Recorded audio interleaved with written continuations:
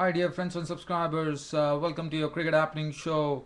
And what a wonderful match we had at the Oval today. In a slow and turning pitch, West Indies proved to be more superior, and also we came to know how cricket can be a great leveler. The other day it was a 10-wicket victory for England, but today West Indies came and exacted revenge by leveling this 2020 series by actually putting up a very low score of just 113 for 5 after batting first in the final 2020 match and rolling out England for just 88. I'll be talking about that.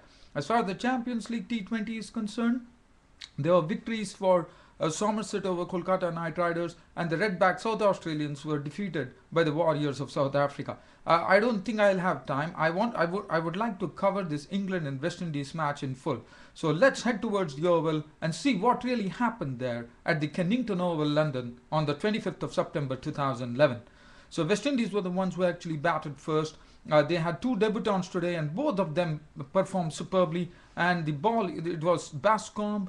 Gary Mathurin, left-arm spinner, was the man of the match with 3 wickets for 9 runs. And Chris Santhoki, who has not played first-class cricket in West Indies, has come in and bowled a superb spell. 3 overs, 1 for 17. Were really instrumental in actually rolling out England for 88. I'll be talking about that. Now, just coming on to the West Indies innings, they started with Johnson, Charles and Wayne Smith, the batsman. I won't be going into much details of the West Indies, but definitely I'll be going into a lot of details as far as England is concerned. Johnson Charles started in an aggressive manner by clubbing some 6 under 4, a quick 21 of 28 balls, 1 4 and 1 6. Dwayne Smith contributed 11, so the opening was not good for them. They lost some wickets. Borthwick was the one who actually produced a real breathtaking delivery which ran past Charles' bat and into the stump she went. It was a googly which was bowled by Borthwick. And then we had Marlon Samuels with the highest score, not out on 35, as many balls with 3 fours.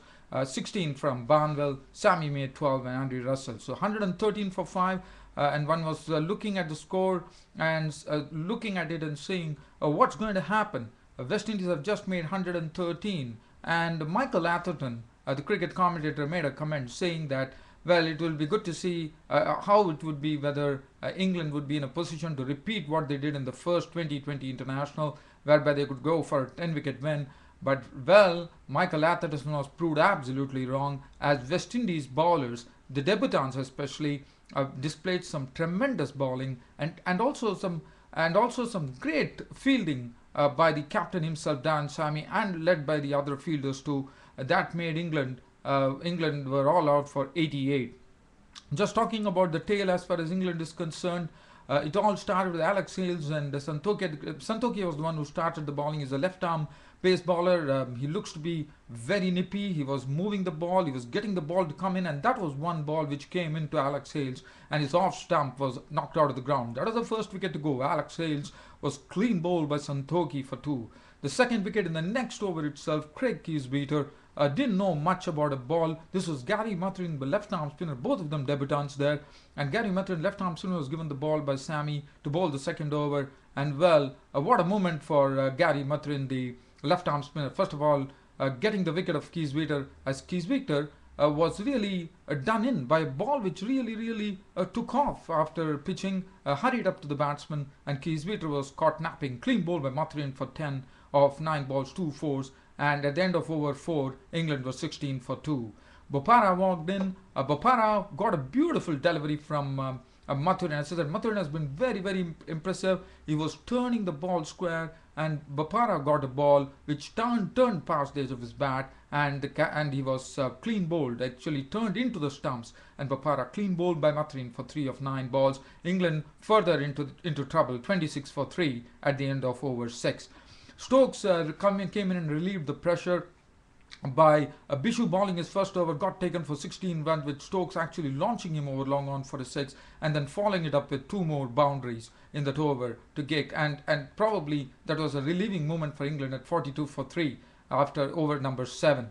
Jonathan Bairstow came in, and Mathurin once again, Mathurin was not only taking wickets, he was also keeping the runs down, and this time Jonathan Bairstow tried to sweep across the stumps, exposed his stumps, and he was gone. His stumps were knocked back, and Mathurin was on a real roll here after having bowled 4 overs. Just completed his quota with that over. 4 overs no made and 3 for 9. His best bowling figures by a debutant, I think, in the first ever match. And congratulations to Mathurin.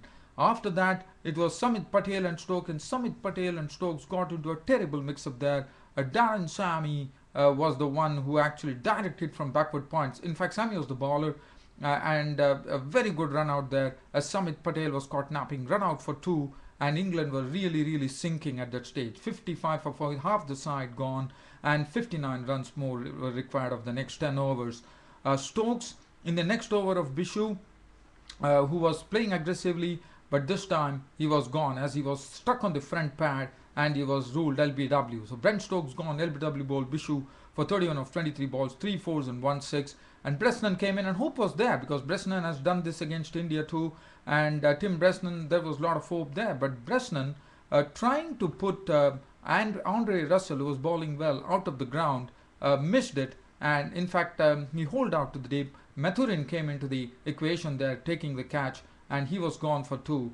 And that really told that West Indies were really sneaking in. West Indies were probably smelling something here. England 60 for 7 at that stage. Borthwick and Butler with the crease. Borthwick and Butler slowly stuck it out and played a few balls and also hit not a lot of boundaries, maybe a 1 boundary or 2 boundaries.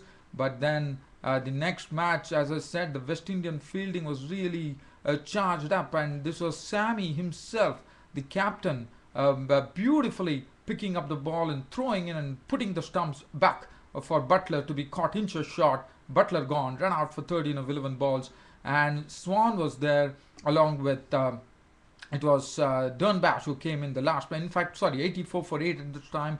Graham Swan was joined in by he had Borthwick at the other end, but Swan actually pushed the ball and tried to go. It didn't go for, did not respond to a single for which Borthwick was running, and Borthwick was gone. Borthwick was also gone, run out for 14, and that was the one which finally laid the signal that yes, England are going to lose this match. England 85 for 9 at the stage. Graham Swan was there at the other end.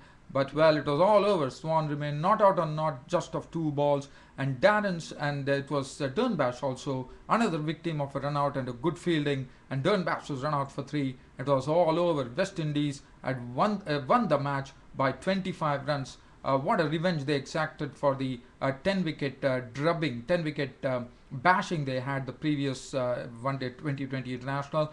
And well, England on the last match of their summer have finished with a loss under their belt, which probably is not good to their morale with the 2020 World Cup coming in 12 months time, and then they are also undertaking a tour to India. Well, there's a long way to go, but let's look at the bowling for West Indies. Krishmar Santoki looked absolutely impressive. He was getting the ball to come in, he was moving the ball away, getting good swing and movement. Santoki 3 overs no made and 1 for 17.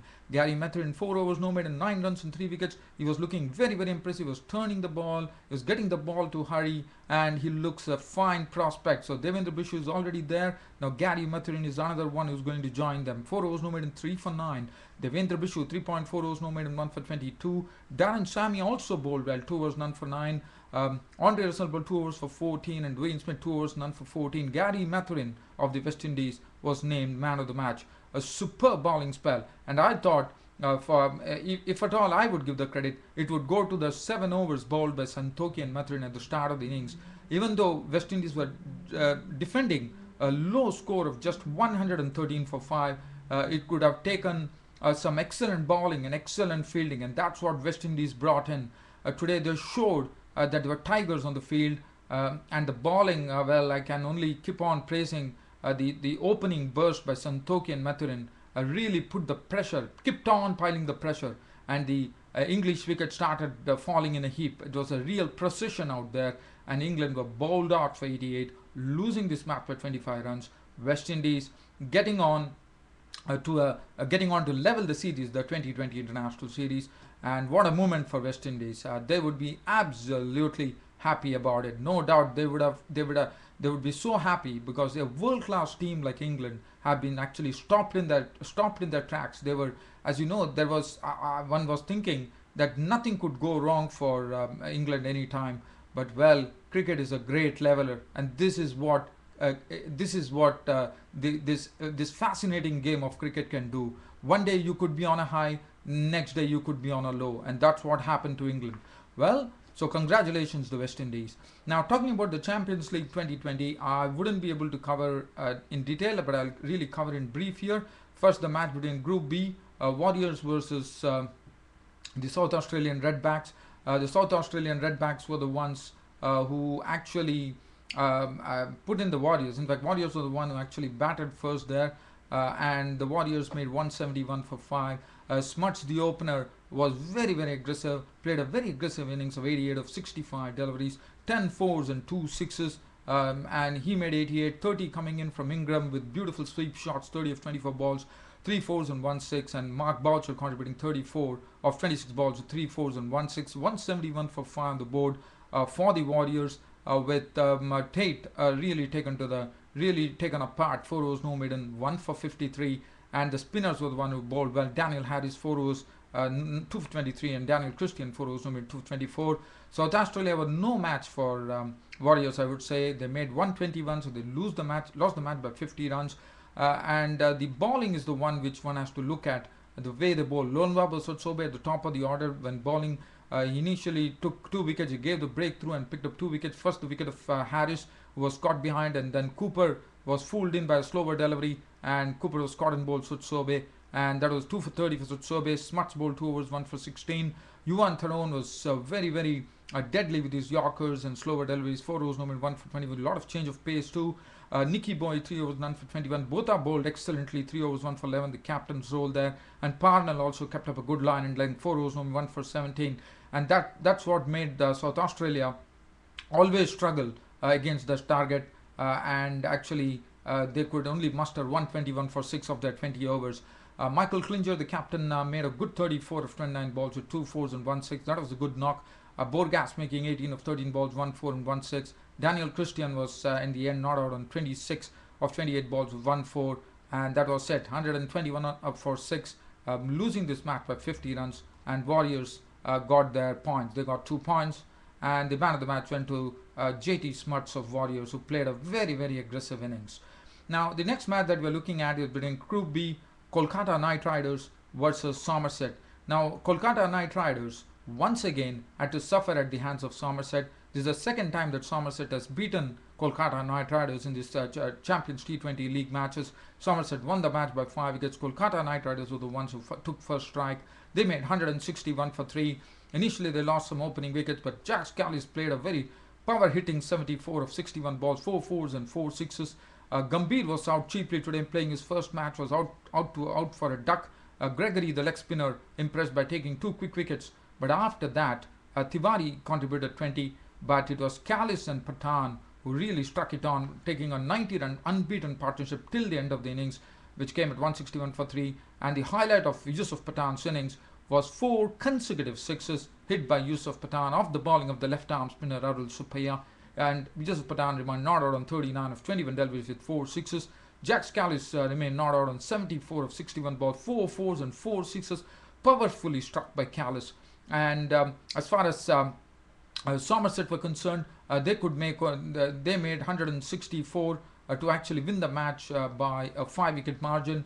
They had Peter Trego made 28, but Reelov Vanderman was the one who really helped them in their chase by contributing a very entertaining 73 of just 40 deliveries, 9 fours and 2 sixes. He reverse swept a 6 of the bowling of Shakib Al Hasan. He played one innovative stroke over third man for a 6, and he was really unstoppable today. And I'm told it was the 3rd fastest 50 in the T20 Champions League. Vandermeer initially was out by 70. Shakib Al Hasan gave them some hope by taking quick wickets by running out Peter Trego for 28 and Reelov Vandermeer for 73 of 40 balls with 9 fours and 2 sixes. Hildreth was claimed by Bhatia, and there was certain hope when 4 wickets were down for 123. So Somerset had to be a bit cautious, but then after that Arul Supaya was out bowled by Bhatia for 15, but Nick Compton was not out on 19 to steer them to the victory, not out of 17 balls, 2 fours, and Snell was not out on 6, 164 for 5. Somerset prevailing over Kolkata Knight Riders by 5 wickets. Bretley none for 20, Iqbal Abdullah bowled 4 overs, 1 for 29. 1 for 30 for Shakib Al Hassan, none for 23 for Balaji was costly, 1 over for 16 for Kalis. Bhatia